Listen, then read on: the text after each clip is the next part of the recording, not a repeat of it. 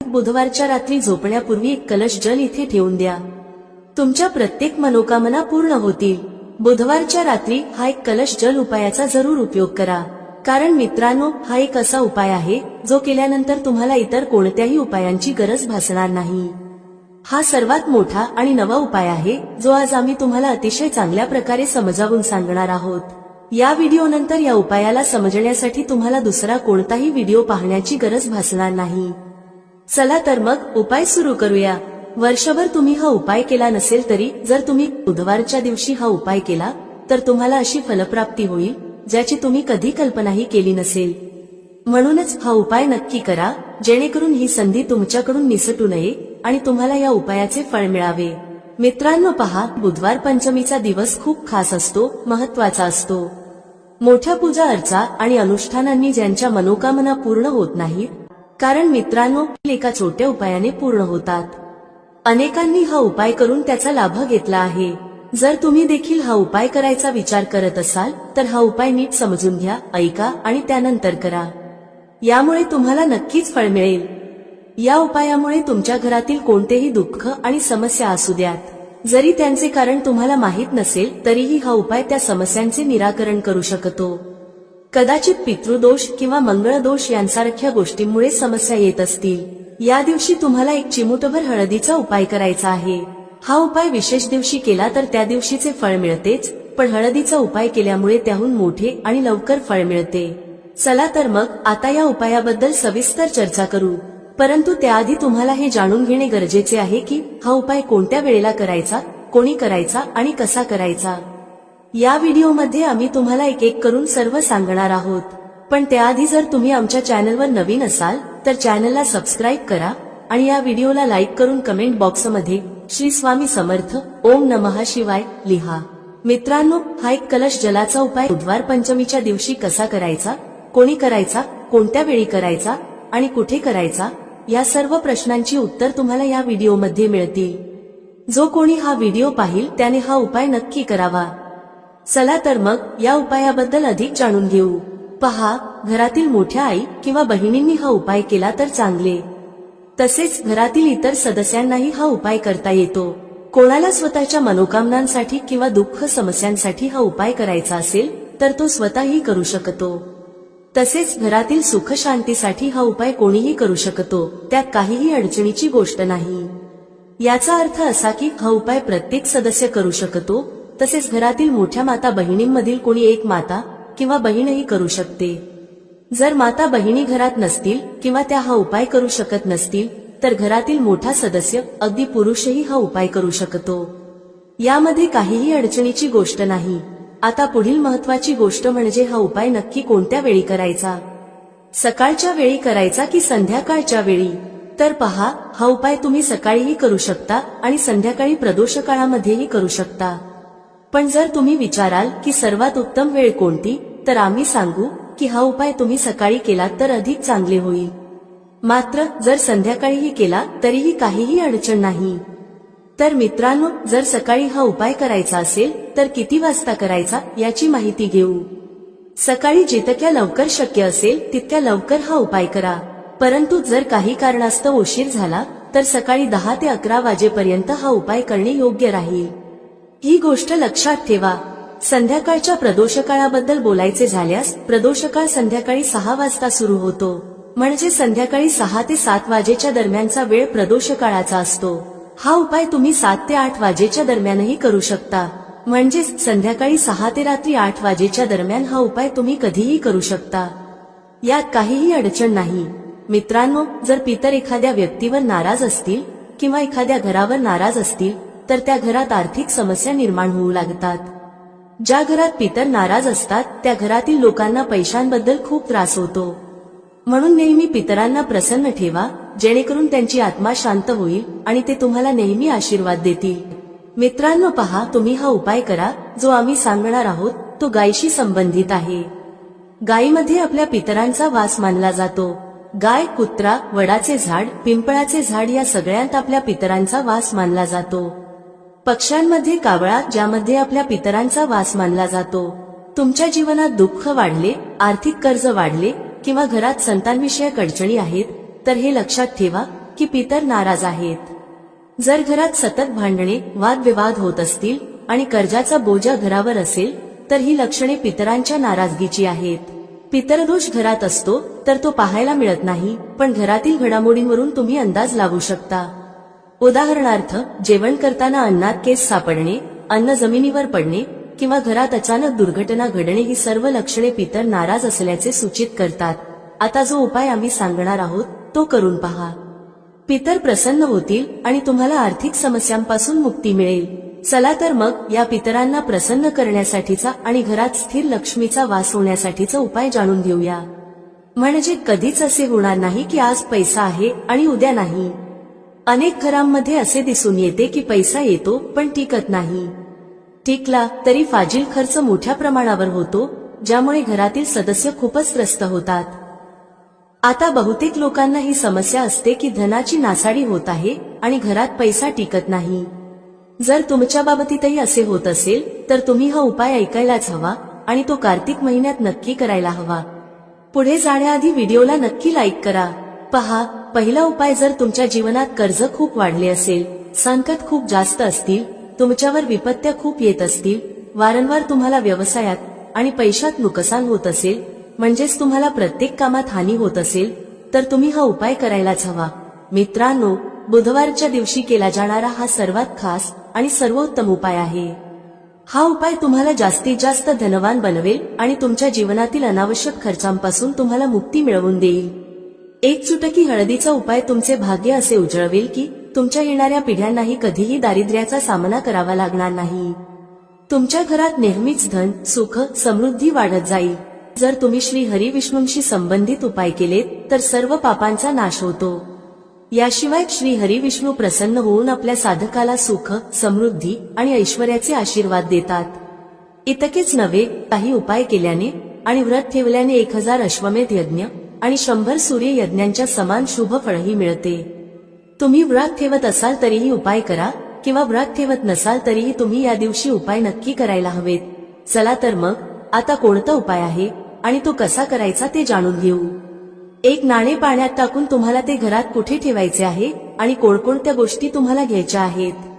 पहिल्यांदा तुम्हाला काय करायचे आहे, एका कलशात किंवा कोणत्याही भांड्यात शुद्ध पाणी घ्या. त्याचबरोबर थोडीशी हळद घ्या. जर तुमच्याकडे साबूत हळद असेल तर तिला वाटून पावडर बनवा. एक नाणे घ्या, जसे की 1 रुपयाचे, 5 रुपयांचे किंवा 10 रुपयांचे. नाणे स्वच्छ करा. आता तुम्हाला काय करायचे आहे, जो कलश तुम्ही घेतला आहे त्यात तुम्ही पाणी भरले आहे, त्यातच तुम्हाला 1 चुटकी पिसलेली हळद टाकायची आहे आणि घेतलेले नाणे, मग ते 1 रुपयाचे, 5 रुपयांचे किंवा 10 रुपयांचे असो, तेही त्याच लोट्यात टाकायचे आहे. आता तुमच्या घरातील जेवढे सदस्य आहेत त्यांच्यावर या कलशाने 7 वेळा अँटीक्लॉकवाईज म्हणजे उलट दिशेने उतरवायचे आहे. सर्व सदस्यांवर 7-7 वेळा उतार करा आणि घराबाहेर एखाद्या झाडाखाली किंवा पवित्र नदीमध्ये हे पाणी ओतून द्या. बस एवढाच साधा उपाय आहे. या पंचमीच्या दिवशी हा उपाय करा आणि पहा तुमचे भाग्य कसे उजळते, तुमच्या नशिबातले दुःख कसे दूर होते आणि रातोरात तुम्ही धनवान कसे होता. हा उपाय तुमच्या गृहस्थ जीवनालाही उत्तम करेल, घरातील क्लेश दूर करेल, घरातील गरिबी संपवेल आणि श्री हरी विष्णूंची अशी कृपा तुमच्यावर होईल की धनाची देवी माता लक्ष्मी तुमच्या घरी वास करतील आणि कधीही घर सोडून जाणार नाहीत. हा खूपच चमत्कारी उपाय आहे. चला आता दुसऱ्या उपायाबद्दल बोलूया. दुसरा उपाय श्री हरी विष्णू आणि माता तुलसीशी संबंधित आहे. पहा, श्री हरी विष्णू शिवाय माता तुलसी अपूर्ण आहेत आणि माता तुलसी शिवाय श्री हरी विष्णू अपूर्ण आहेत. त्यांचा भोग अपूर्ण असतो कारण तुळशी दलाशिवाय श्रीहरींचा नैवेद्य पूर्ण मानला जात नाही. श्रीहरी जेव्हा योगनिद्रेतून जागे होतात तेव्हा सर्वप्रथम माता तुलसींचे दर्शन घेतात. जेव्हा तुम्ही तुलसीच्या झाडाशी संबंधित उपाय करता तेव्हा श्री हरी विष्णू लगेच प्रसन्न होतात आणि तुमच्या जीवनात सुख, धन, समृद्धी आणि मनोकामना पूर्ण करतात. जर तुम्हाला जीवनात मोठे स्वप्न पूर्ण करायचे असेल तर हा उपाय सच्च्या मनाने करा आणि त्याचे परिणाम पहा. तुमच्या घरात तुलसीचे झाड असेल तरीही हा उपाय करू शकता आणि नसेल तरीही करू शकता. आम्ही तुम्हाला सांगू की उपाय कसा करायचा आहे. व्हिडिओ पुढे पाहण्याआधी तुम्हा सर्वांना विनंती आहे की व्हिडिओला लाईक करा, चॅनलला सबस्क्राईब करा आणि कमेंटमध्ये जय माता लक्ष्मी लिहा, ज्यामुळे माता लक्ष्मी तुमच्या सर्व मनोकामना पूर्ण करतील. काय करायचे आहे, एक मौली धागा घ्या, म्हणजे एक कलावा घ्या. त्या धाग्यावर चांगल्या प्रकारे हळदीची पेस्ट लावा, म्हणजे एक चिमूटभर हळद घ्या, शुद्ध जल मिसळा आणि घट्ट पेस्ट तयार करा. नंतर ती पेस्ट मौली धाग्यावर व्यवस्थित लावा. आता त्या मौली धाग्यावर 3 गाठी बांधा. मंत्र लक्षात ठेवला तर चांगले, अन्यथा मंत्राशिवायही 3 गाठी बांधा. मंत्र आहे ओम नमो भगवते वासुदेवाय नमः, ओम नमो भगवते वासुदेवाय नमः. हा मंत्र 3 वेळा गाठी बांधताना म्हणा. यानंतर हा मौली धागा ज्यावर हळदीचा लेप लावला आहे, तुलसीच्या झाडाला तुमच्या मनोकामना सांगून बांधा. तुलसी मातेची प्रार्थना करा की माझ्या घरी धन येऊ दे, सुख येऊ दे, तुमची कृपा नेहमी राहू दे, घरातील क्लेश दूर होऊ दे, घरातील दुःख दूर होऊ दे, घरातील गरिबी दूर होऊ दे. अशा प्रकारे प्रार्थना करा. पहा, पंचमी ही श्री हरी विष्णूंना अतिशय प्रिय आहे आणि ही पंचमी अशी आहे की या दिवशी तुम्ही हा उपाय केला तर श्री हरी विष्णू तत्काळ प्रसन्न होतात. म्हणूनच हा उपाय नक्की करा आणि पहा की तुम्हाला तुमच्या आयुष्यात काय काय मिळते. म्हणजे जे काही तुम्हाला हवे आहे ते तर मिळतेच, पण ज्याचा तुम्ही कधी विचारही केला नसेल तेही मिळते. कारण जेव्हा तुम्ही हा उपाय करता जो तुलसी मातेच्या झाडाशी संबंधित आहे, तुलसी माता तुमच्या मोठ्या मोठ्या मनोकामना श्री हरी विष्णूंना सांगून पूर्ण करून घेतात. कारण श्री हरी विष्णू तुलसी मातेचे प्रत्येक शब्द मान्य करतात. तसंच या दिवशी तुलसीच्या झाडाजवळ एक दिवा नक्की लावा. ज्यांच्या घरात तुलसीचे झाड नाही ते मंदिरात जाऊन हा उपाय करू शकतात. जर मंदिरात जाणे शक्य नसेल तर मौली धागा घ्या, त्यावर हळदीचा लेप लावा, 3 गाठी बांधा आणि श्री हरी विष्णूंसमोर ठेवा. नंतर तो धागा तुमच्या घराच्या मुख्य दरवाजावर बांधा. लाकडी दरवाजाला बांधा, त्यामुळे श्री हरी विष्णूंची कृपा नेहमी तुमच्यावर राहील. हा जो उपाय आहे तो नक्की करा, सच्च्या श्रद्धेने करा. तुम्हाला नक्कीच फायदा होईल आणि तुमच्या सर्व मनोकामना पूर्ण होतील. तर आता आपण 2 उपायांबद्दल बोललो. आता लवकरच 3ऱ्या उपायाबद्दल बोलूया. जर तुम्ही हा उपाय पंचमीच्या दिवशी केला तर समजा की माता लक्ष्मी कधीच तुमचे घर सोडून जाणार नाही आणि तुमच्या घरात नेहमी धनवृद्धी होत राहील. कर्जासारख्या समस्या तुम्हाला कधीही स्पर्श करणार नाहीत. म्हणजे कधीच कोणाकडून कर्ज किंवा पैसे उधार घेण्याची गरज भासणार नाही. ज्यांना अचानक धनाची गरज आहे, कधी कधी असे होते की आयुष्यात अशी वेळ येते जेव्हा अचानक पैशांची गरज भासते आणि गरजेचा पैसा हातात नसतो, तेव्हा खूप वाईट वाटते कुठून तरी पैसा येऊन जावा. तर हा उपाय करा, अचानक तुम्हाला धनप्राप्ती होऊ शकते. आता तुम्हाला काय करायचे आहे, थोडेसे दूध घ्यायचे आहे, त्यात थोडेसे पाणी मिसळायचे आहे आणि थोडेसे मिश्रीचे दाणे टाकायचे आहेत. हे पाणी म्हणजे पाणी, दूध आणि मिश्री ही 3 गोष्टी मिसळून तुम्हाला पिंपळाच्या झाडाच्या मुळाशी अर्पण करायचे आहे. जेवढ्याही धनसंबंधी समस्या आहेत त्या तुमच्या आयुष्यातून दूर होतील आणि साक्षात माता लक्ष्मी तुमच्या घरात वास करतील. अष्टलक्ष्मी अशा लोकांच्या घरात वास करतात जे पंचमीच्या दिवशी पिंपळाच्या झाडाशी संबंधित उपाय करतात. कारण पिंपळाच्या झाडात त्रिदेवांचा वास असतो आणि माता लक्ष्मी देखील पिंपळाच्या झाडात वास करतात. अशा घरांना माता लक्ष्मी कधीच सोडत नाहीत जिथे पिंपळाच्या झाडाच्या मुळाशी गोड दूध अर्पण केले जाते. थोडेसे दूध आणि थोडेसे पाणीही त्यात मिसळा. हा उपाय नक्की करा आणि पहा तुमच्या आयुष्यात कसे चमत्कार घडतात. देशी तुपाचा एक दिवाही त्यासोबत नक्की लावा. तुमच्या सर्व मनोकामना पूर्ण होतील. पहा, बुधवारचा हा दिवस खूप खास आहे, खूप महत्वाचा आहे.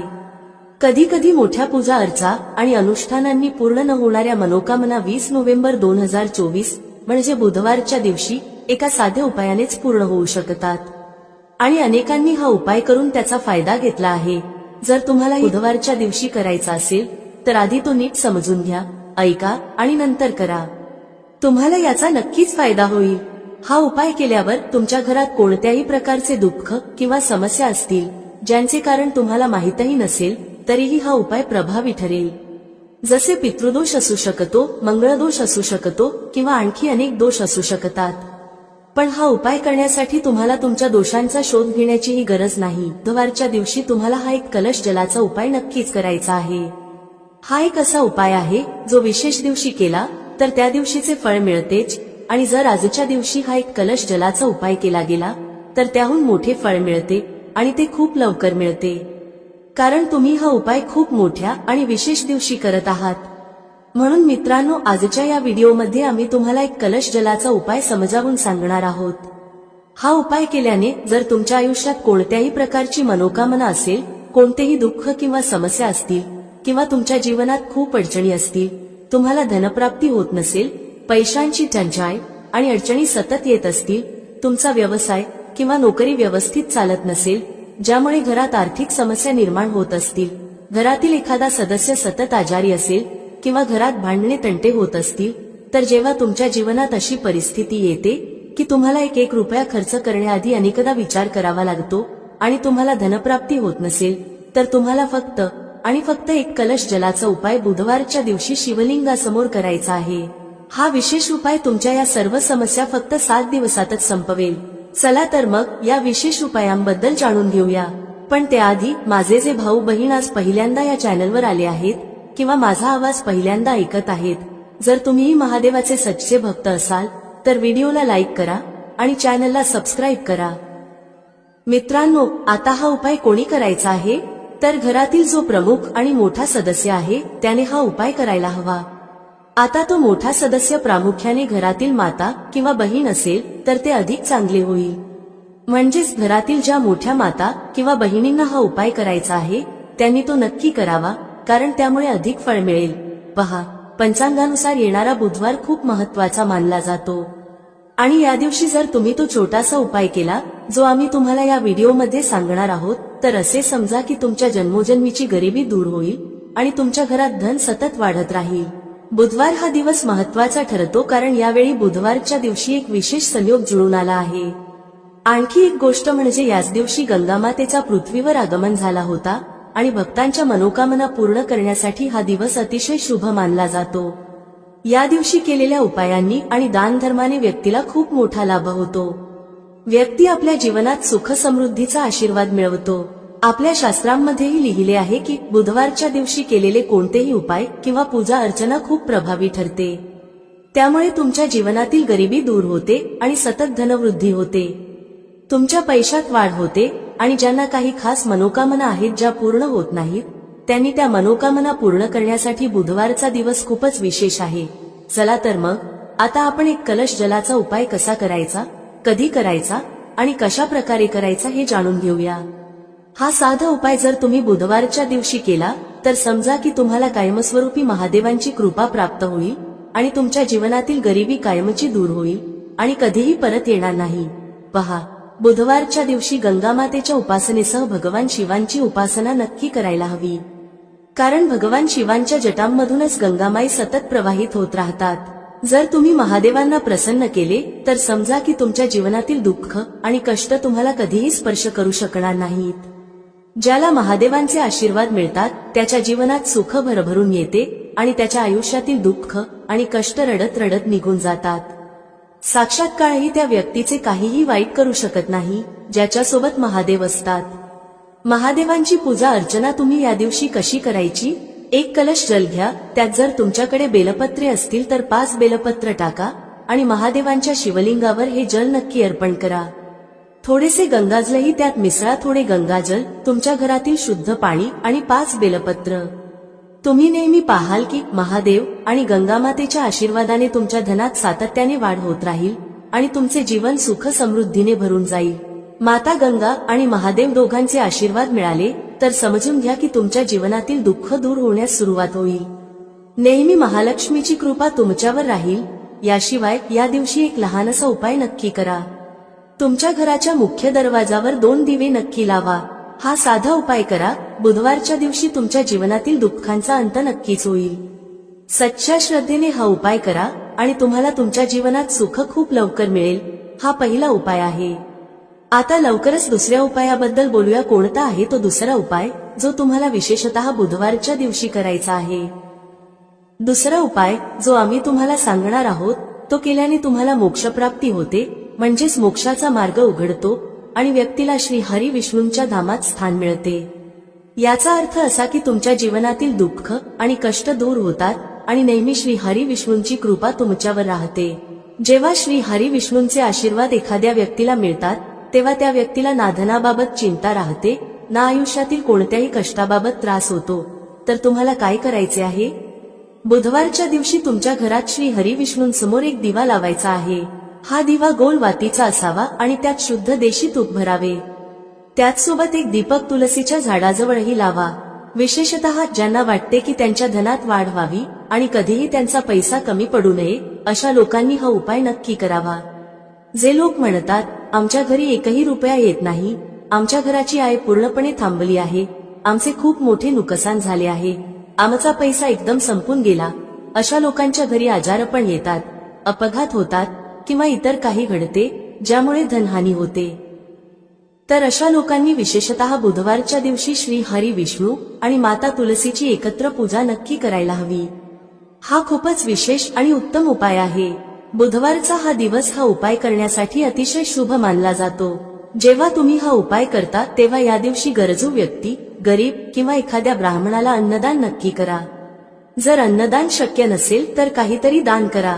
तुमच्या क्षमतेनुसार गहू, तांदूळ किंवा कोणतेही धान्य जे एखाद्या गरजूला उपयोगी ठरेल हे दान करा.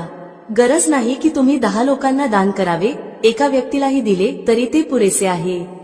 गरज नाही की तुम्ही खूप मोठे दान करावे, पण थोडे का होईना या दिवशी दान करायला हवे, कारण बुधवारच्या दिवशी दानाला खूप महत्त्व आहे. 2 उपायांबद्दल चर्चा केली, आता लवकरच तिसऱ्या उपायाबद्दल बोलूया, जो तुम्हाला विशेषतः बुधवारच्या दिवशी करायचा आहे. गंगामाई आपल्यातील प्रत्येकाच्या घराजवळ नसते, पण गंगाजल आपल्याकडे असते. तर पहा तुम्हाला काय करायचे आहे. थोडेसे गंगाजल घ्या. जर तुमच्याकडे गंगाजलही नसेल तर काय करायचे, तुमच्या घराजवळ जेथे पूजा साहित्य मिळते तिथून गंगाजल आणा. गंगाजलाची 10-15 रुपयांची बाटली मिळते, ती घेऊन या. आता तुम्हाला काय करायचे आहे, थोडेसे गंगाजल घ्या, 1 चिमूटभर काळे तीळ घ्या आणि ते गंगाजलात टाका. नंतर तेच गंगाजल ज्यामध्ये तुम्ही काळे तीळ टाकले आहेत तुमच्या आंघोळीच्या पाण्यात मिसळा. जेव्हा तुम्ही गंगाजल पाण्यात मिसळाल तेव्हा श्री हरी विष्णू आणि माता लक्ष्मी यांचा ध्यान करा आणि हर हर गंगे म्हणा. जेव्हा तुम्ही गंगाजल आणि काळे तीळ आंघोळीच्या पाण्यात मिसळता तेव्हा हर हर गंगे बोलणे विसरू नका. यानंतर आंघोळ करताना देखील हर हर गंगे म्हणतच आंघोळ करा. गंगेत स्नान केल्याने जितके पुण्य मिळते तितके पुण्य तुम्हाला तुमच्या घरातच मिळते. जेव्हा तुम्ही गंगाजलात काळे तीळ घालून आंघोळ करता आणि हर हर गंगे म्हणता.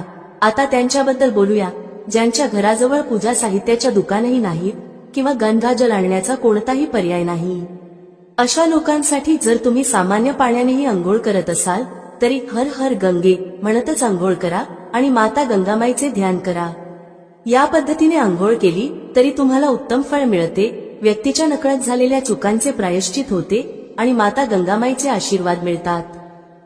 जर तुम्ही हा उपाय अशा प्रकारे केला तर असे समजा की माता गंगामाईच्या आशीर्वादाने तुमच्या जीवनात सुख समृद्धी वाढेल. माता लक्ष्मी आणि श्री हरिविष्णूंच्या कृपेने तुमच्या जीवनात गरिबी आणि दारिद्र्य कधीच परत येणार नाही. तुम्हाला तुमच्या आयुष्यात खूप लवकर धनप्राप्ती होईल. हर हर महादेव कमेंट बॉक्समध्ये लिहायला विसरू नका. चला सर्वप्रथम आपण या व्हिडिओसाठी तयार केलेल्या 10 उपायांबद्दल बोलू. खूप लक्षपूर्वक ऐका. पहिला उपाय आहे वाईट नजरेपासून वाचण्यासाठी. तुम्ही अनेक वेळा पाहिले असेल जेव्हा ट्रक किंवा गाड्या चालतात किंवा छोट्या मोठ्या दुकानांवर तर त्यावर लिंबू आणि मिरची टांगलेले असते. यामागील मुख्य कारण काय आहे ते आज आम्ही तुम्हाला सांगणार आहोत. पहा, असे म्हटले जाते की जेव्हा गरम वारा वाहतो आणि तुम्ही तुमच्या खिशात कांदा ठेवता तेव्हा तुम्हाला गरम वाऱ्याचा त्रास होत नाही. किंवा ज्या ठिकाणी उष्णता जास्त असते तेथे कांदा ठेवला जातो कारण कांदा उष्णता शोषून घेतो.